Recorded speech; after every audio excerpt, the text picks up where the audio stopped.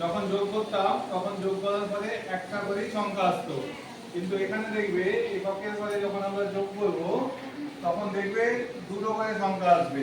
দুটো করে সংখ্যা মানে 10, 11, 12, ঠিক আছে? এগুলো যেমন 10 এর কটা সংখ্যা আছে? দুটো সংখ্যা, এক আছে আবার শূন্য আছে।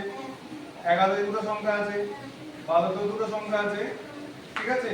তো এখানে দেখো উপরে আছে এককের পরে 8 আর নিচে আছে কত? 5। আমরা যখন যোগ করি তখন আমরা কোন দিক থেকে করি? এককের পর থেকে প্রথমে আরম্ভ করি। ডান দিকে প্রথমে ডান হাতের দিকে থাকে সেদিক থেকে আগে করতে হয়।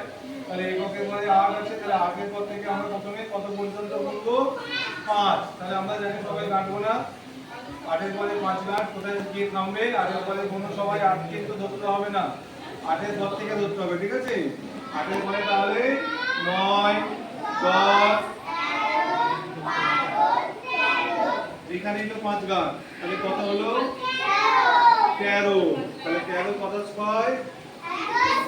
তাহলে এখানে 1, 10, 3 হলো। এখানে হচ্ছে 1 আর এখানে হলো, ঠিক আছে? 13 লিখলাম তো? সোহেব ভুল করেছিল, এখানেই 16 লিখে দিয়েছিল। এবারে দেখো এই একটা এখানে আর থাকবে না, এই চলে আসবে কোথায়? এটা আস্তে আস্তে আসছে, চলে এসে কোথায় আসবে দেখো? এখানে দশকের ঘরে চলে এলো, দেখতে পাচ্ছ? এবারে এখানে কত আছে? দশকের ঘরে প্রথমে কত ছিল? 3 আর নিচে কত ছিল? 4। তাহলে 3 এর পরে কি হয়? 4, 8। কত হলো? 3 এর পর থেকে হলো 4 গাঁট, 4 গাঁট মানে এখান পর্যন্ত। তাহলে 3 এর পরে 4, 5, 6, 7 আর এখানে 1 আছে দেখো উপরে, তাহলে 7 আর 1 কত হয়? তাহলে এখানে কত বসবে? তাহলে এটা মনে রাখতে হবে যে আমরা যখন এই হাতে রাখা যোগ করব তখন এককের পরে যখন যদি দুটো সংখ্যা আসে, যেমন এখানে কত এসেছিল?